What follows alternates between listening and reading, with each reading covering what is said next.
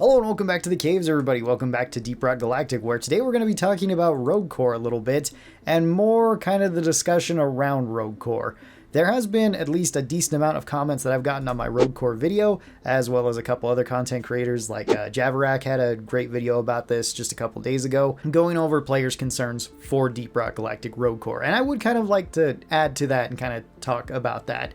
So a lot of people have been wondering why Rogue Core is not just another update to Deep Rock Galactic and why it's going to be its own separate game. And that is a distinction that I do need to make. Rogue Core is going to be its own separate game. It's not going to be a DLC. It's not going to be an update to Deep Rock Galactic. It's going to be its own standalone game with its own updates and everything like that. Similar to like Deep Rock Galactic Survivor, where that's its own game and it gets its own updates. And that's not even made by Ghost Ship. That's Fun Day Games that does that one. So first up with this question is, why can't this just be an update to the game? Well, that's what it was going to be, and this was going to be Season 5, but it got so far separated from regular Deep Rock, and they came up with so many ideas that they didn't think would really work in regular Deep Rock, that they wanted to make it into its own separate game. And that's pretty much the main reason why it's going to be its own main game. That's why it's not going to be a DLC or a separate game mode or something like that. And as somebody who was very, very lucky to be able to play a very early version of Rogue Core, I can say that this doesn't really play the same way as regular Deep Rock Galactic. This is going to feel a bit different from that game. Now, like I said in my previous video, this still takes place in the same universe. You're still going to see things that are kind of familiar to you, but there's going to be a whole lot more to it, and the gameplay loop doesn't really feel the same. I can't really go into very many specifics because the game isn't out yet, and it could have been changed massively from when I got to play it. It likely will, especially with like the enemy design. They're completely different than what I got to see in like the early build. Hopefully that kind of clears that up. There is also quite a few comments that I've gotten saying that this is going to split the player base, it's going to make people not want to play regular Deep Rock, and it's going to make people want to play Rogue Core. Which is a little bit strange to me, because if you really like Deep Rock and you really like Rogue Core, then you'll just have two games that you can swap between whenever you would like. If you like Deep Rock a whole lot more than Rogue Core, then you can always just stick with Deep Rock.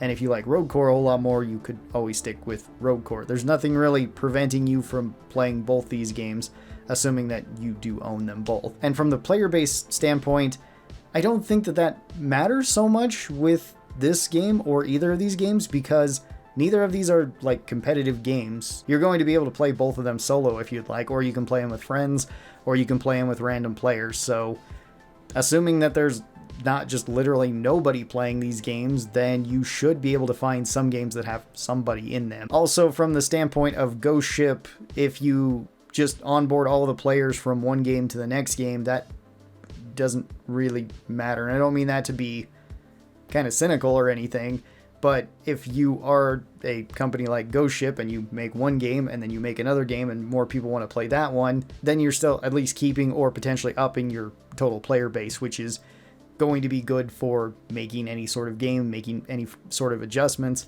and potentially, you know, all the other business side of this, like marketing, paying employees, making sure that the other games do get updated. I think Deep Rock overall has one of the best updates just out of any game, because Deep Rock gets updates and you get full seasons for free. You don't have to buy into them. In fact, Deep Rock probably has some of the best monetization out there, where you can't actually buy a whole lot once the new season comes out. The most you're allowed to spend is like $7-8 on the DLC that comes out with that season, and then you're gonna have to wait till the next season if you want to pay more money for it. Whereas a lot of other games that are live service, and I don't really like using that word for Deep Rock because it's not really the same thing, and sometimes they have multiple like microtransactions that you just can't really get around, whereas Deep Rock doesn't have that at all. So if you want to play the game, you can always play the game. And if you don't want to, then you don't have to. You're never really left behind, because almost everything in the game can be earned. There's only a few things that you can't just get that aren't actually limited. Pretty much everything else is not. And of course, if you're really not certain about this game, or really any game, you don't need to buy it right away. In fact, I'd recommend that most people don't buy games as soon as they get released, because some games are pretty buggy. Recently, I bought Stalker 2. I've been having an absolute blast with it, but I have a pretty good computer that can run it pretty well, and I'm pretty used to playing janky games in general. I mean, I play Fallout a ton, and that game breaks like every other time I try to record it, so I'm kind of used to that, where everybody else, I'd probably recommend that you wait a little while until the game, you know, gets fixed, and then enjoy it, because I've been having an absolute ball with that. And speaking of other games, this one did kind of remind me of something that did happen with a different company that made 2 very successful series of games. That game series would originally be Resident Evil. So Resident Evil has a ton of different games in the series. I generally really like the series. I think it's quite good, especially the last couple games that we've gotten from them. Generally, the Resident Evil games, at least the mainline games, have been pretty well received, and it's had a bunch of different spin-offs and a bunch of different games within the Resident Evil series. There's been ones that have been focused on particular characters, there's been ones that have been focused on particular events. Some of these have been pretty successful and other ones have just kind of flopped, but one that you may not know of is actually Devil May Cry. If you aren't aware of this, Devil May Cry was originally going to be a Resident Evil game, but it got so far off of the rails that it actually turned into its own separate series, and then actually spawned a pretty successful series where the Devil May Cry games do have a very large fan base. Now, they don't really play the same way as the Resident Evil games, but people who play one can definitely play the other, even though they don't really have a whole lot in common. They're both very, very fun, and I personally am thinking that something like Deep Rock Galactic Rogue Core is likely going to kind of do the same sort of thing, where it may not be for everybody that loves Deep Rock, but it probably will have a decent amount of crossover with people that really like roguelite games and who also really like Deep Rock. I'm pretty sure there's going to be a decent crossover there. I personally like games like this, and I know plenty of other people do, so I think there is going to be that. There is still going to be people that are probably only going to be playing Rogue Core, similar to how like we have DRG Survivor now, where some people don't really want to be playing DRG Survivor, and some people only want to be playing DRG Survivor. So they are completely different genres of games. So I'm not really sure if there's a point to this video other than just kind of discussing it, because I'm sure people that aren't really stoked about Rogue Core coming out are still probably not going to be stoked after this video.